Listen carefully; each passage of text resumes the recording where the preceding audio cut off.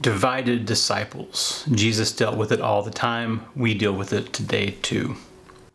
What kind of things did Jesus' disciples divide over? Mark chapter 9 gives us a really good insight into how Jesus dealt with division amongst his disciples. Jesus has just predicted his death for a second time. The disciples don't understand what he's talking about as they're going down the road to Capernaum. Jesus enters a house and he asks them what they were talking about, and they didn't want to tell him because they were arguing about who was the greatest. In general, men like to figure out the pecking order. Who's on top of the dominance hierarchy, who's in charge, who's got the better gift, etc. And so they were comparing each other. They were comparing notes. Who had done what? Who had gone where? Who had said what? Who got the biggest crowd or the greatest response? Who was the greatest? And Jesus takes a little child in their midst. And he says, you got to become like this child if you want to enter the kingdom of heaven. And then sometimes, you ask a question and you don't really know why it's related, but it just feels like the thing to ask. In the middle of that conversation, one of them says, in Mark 9, Lord, we saw someone casting out demons in your name, and we told this person to stop.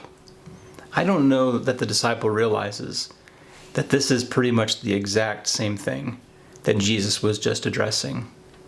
How do you see yourself in light of other people? And how do you see other people in light of yourself? And how do you go about determining who you associate with? There are few things more pleasing to Satan than dividing disciples and having a divided discipleship. In your church, he wants you to compare. In your church, he wants you to categorize. In your church, amongst the people there, he wants you to make distinctions over who is most important and who is least important, over who has the greater gift. Division is a constant struggle. How we see ourselves and others is a constant struggle. And I want us to key in on Jesus' answer to what to do with someone who's not part of our group.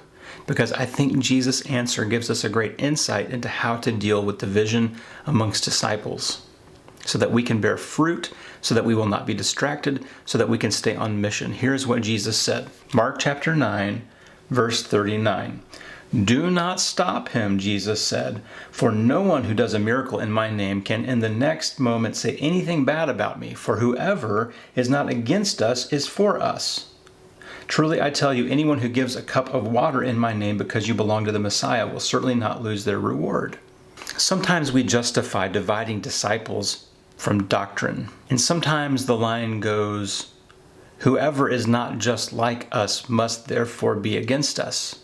Whoever does not look just like us or believe just like us or practice just like us must therefore be against us. I lived my life that way for several decades, and it proved to be pretty fruitless. Now, disclaimer, little sidebar here, there are doctrines worth separating yourself over amongst people who disagree, like the resurrection of Jesus, the incarnation, those sorts of things, right? Salvation through faith. Those are bedrock items that you have to hold on to.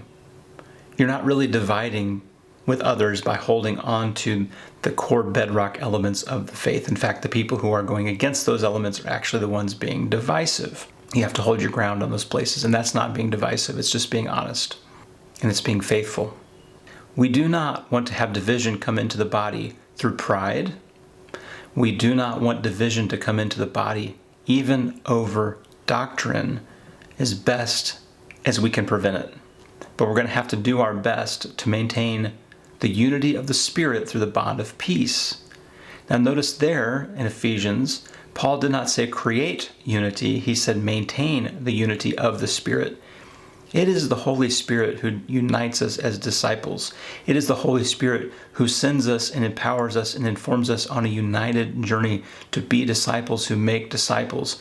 And the last thing we want to do is allow the works of the flesh, which are antithetical to the works of the Spirit in Galatians 5, to work against our unity, to bring about division that the Spirit has, and that Christ, through his sacrifice, has worked so hard to create.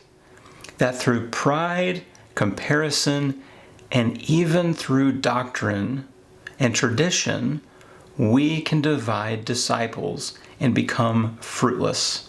This is very dangerous. The moment that you begin to see yourself comparing yourselves with others, well, we have the better doctrine. Well, I'm sure we all think that our doctrine is better than the other guy, or else our doctrine would be different. But be very, very careful to heed the words of Jesus. Whoever is not against us is for us. This is pivotal in the future of the church. To be effective in being disciples who make disciples, who start new churches and start movements, is that we have to recognize who we are in this fight with, who is on our side. And we have done a phenomenal job of friendly firing people away for years, even amongst our own fellowship, even amongst our own people who are 99.99% shared DNA, but that 0.001%, that 1,000th of a percent, we say, that's enough that I can't spend time around you. That's exactly what Satan wants. It derails our mission. It brings in the works of the flesh, of pride, over unity of the Spirit through the bond of peace. We're to be people of peace, not people who stir up drama, not people who stir up dissension and division, because when we do that, we're operating in the flesh, and that is exactly what Satan wants to see, because it makes us fruitless. It makes our mission counterproductive. Yes, a house divided against itself cannot stand, and that is where the church has found itself for many years. A house divided against itself. Why do we fight against ourselves? Through pride and through elevating certain traditions and doctrine up to be so divisive about minutia and things that don't matter. It's making us fruitless. I'm going to have to differentiate which pieces I have to hold on to, which pieces are truly the identifying markers of being a Christian, and which pieces can be negotiated. But pride is definitely not something that we can play with to say, who is the greatest? Who are the greatest Christians? Who are the real Christians? Well, a real Christian is defined. We define it this way because the Bible says X, Y, and Z. But is that really how the Bible is defining who is a Christian and who is not?